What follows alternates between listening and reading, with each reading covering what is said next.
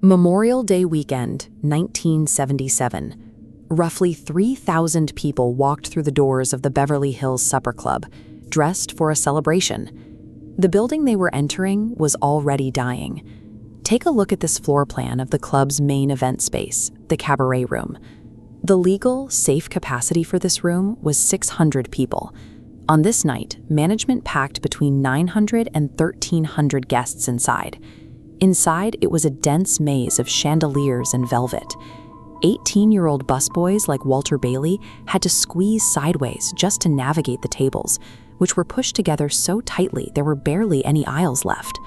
While comedy acts warmed up the main stage, a small electrical fire ignited on the other side of the building. It burned quietly inside the walls of a smaller lounge known as the Zebra Room. Around 8:30 p.m., a small wedding reception in that lounge ended early. The guests left because the heat inside the room had become unbearable. The club offered absolute luxury, but it lacked basic safety infrastructure. There were no automatic sprinklers, there were no audible fire alarms. Combined with the extreme overcrowding, the building had effectively become a trap. Minutes after the wedding party left, two waitresses walking down the service corridor noticed thick smoke lingering near the ceiling. Watch this diagram. Staff grabbed extinguishers and opened the Zebra Room door. This fed oxygen into a gas-filled room, triggering a flashover.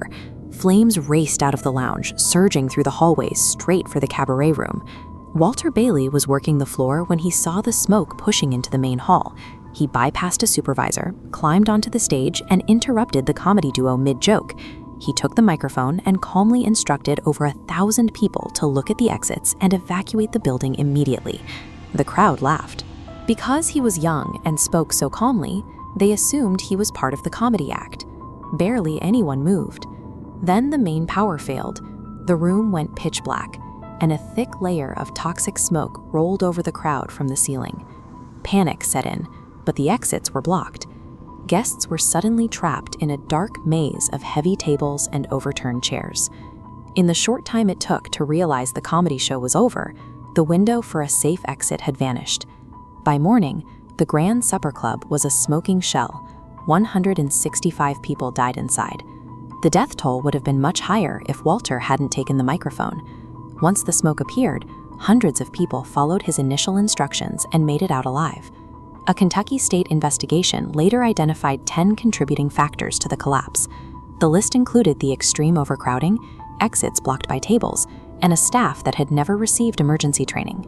Despite a mountain of documented safety failures, no criminal charges were ever filed against the club's management or owners. The families of the victims had to fight in civil court, eventually winning a total of roughly $43 million in settlements. Eventually, the charred remains were bulldozed and the land was cleared entirely.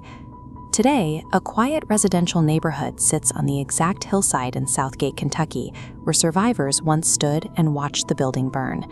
The club is gone, but its legacy is woven into the safety codes we now take for granted, a set of rules written in the aftermath of a night where every warning was ignored, until it was too late.